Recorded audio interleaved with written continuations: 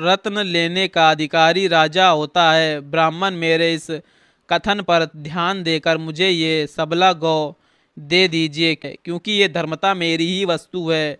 विश्वामित्र के ऐसा कहने पर धर्मात्मा मुनिवर भगवान वशिष्ठ राजा को उत्तर देते हुए बोले, शत्रुओं का दमन करने वाले नरेश, मैं 1,00,000 या 100 करोड़ अथवा चांदी के ढेर लेकर भी बदले में इस सबला गौ को नहीं दूंगा। ये मेरे पास से अलग होने के योग्य नहीं है। जैसे मनस्वी पुरुष की अक्षय कीर्ति कभी उससे अलग नहीं होती है, उसी प्रकार ये सदा मेरे साथ संबंध रखने वाली सबला गौ मुझसे पृथक नहीं रह सकती। मेरा हव्य कव्य और जीवन निर्वाह इसी पर निर्भर है। मेरे अग्निहोत्र, बलि, होम, वष्टकार और भांति भांति की विधाएं इस कामधेनु के ही अधीन है। राजऋषि, मेरा ये सब कुछ इस गौ के ही अधीन है, इसमें संशय नहीं है। मैं सच कहता हूँ, ये गौ ही मेरा सर्वस्व है और यही मुझे सब प्रकार से संतुष्ट करने वाली है। राजन, बहुत से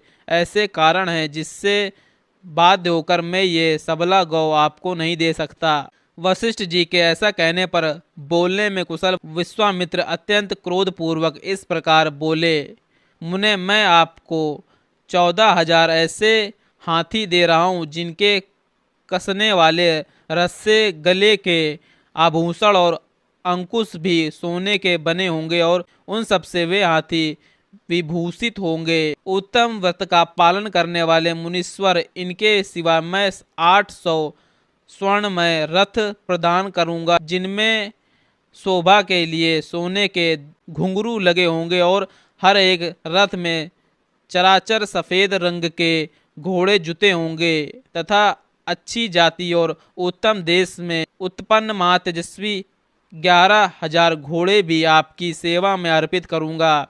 इतना ही नहीं, नाना प्रकार के रंग वाली नई अवस्था की 1 करोड़ गौएं भी दूंगा, परंतु ये सबला गौ मुझे दे दीजिए। द्विज श्रेष्ठ, इनके अतिरिक्त भी आप जितने रत्न या स्वर्ण लेना चाहे वह सब आपको देने के लिए मैं तैयार हूँ, किंतु ये चितकबरी गाय मुझे दे दीजिए। बुद्धिमान विश्वामित्र के ऐसा कहने पर भगवान वशिष्ठ बोले, राजन, मैं ये चितकबरी गाय तुम्हें किसी तरह भी नहीं दूंगा।